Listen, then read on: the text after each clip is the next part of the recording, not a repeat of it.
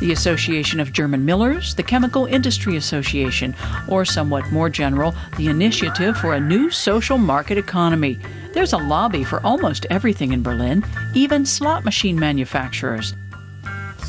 And let's not forget the German Brewers Association. They all have offices tucked away somewhere in Berlin, and they all compete for access to German politicians, as Timo Lange from Lobby Control explained.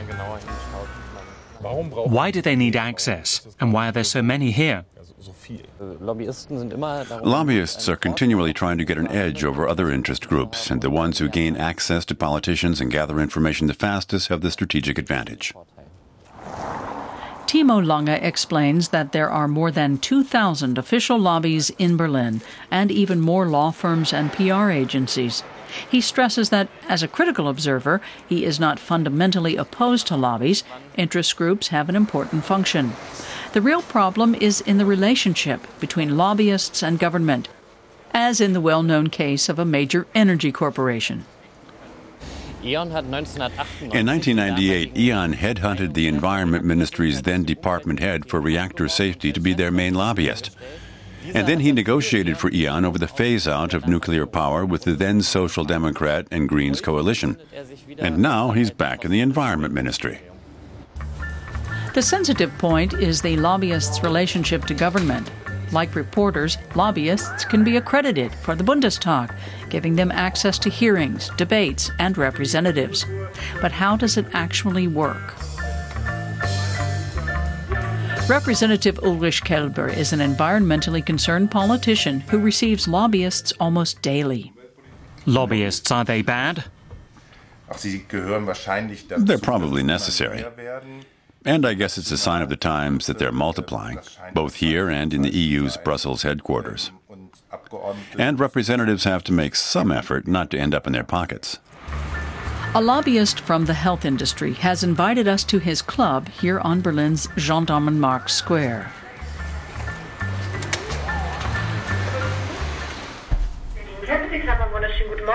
Good morning, Wiedewald. I have an appointment with Herr Dr. Klöpfer.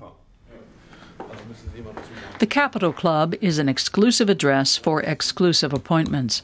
Normally, Klöpfer arranges meetings here between insurance or pharmaceuticals industry clients and politicians. He describes his job as creating an environment for the dialogue of interests. Sometimes it can be more exclusive, at other times less so. How important is it to you for the setting to be exclusive? I'm comfortable in any setting.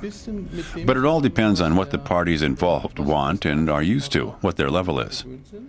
It also has to do with the fact that you need an atmosphere of concentration for certain issues, so you can take your time and discuss them and think them over.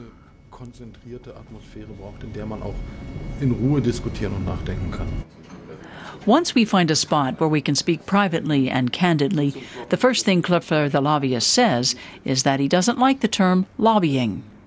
Now you're a lobbyist. I prefer to use the term special interest representative. And I believe our democracy depends on representing interests. Whatever it's called, his profession doesn't have a good image, perhaps because of methods Klöpfer doesn't approve of. It starts with us paying representatives for certain services, or with the well-known party donations and gifts, or helping someone out who's in a tight financial spot. We've seen all that, and we're seeing it now. But I wouldn't connect stealing confidential data from the health ministry and selling it to a lobbyist with real lobbying. That's just criminal. That's not lobbying. Back to the Bundestag. How much have certain lobby groups contributed to the bill now being put to the vote? The public debate likely won't reveal any of it, and to make sure it won't is precisely the lobbyist's job.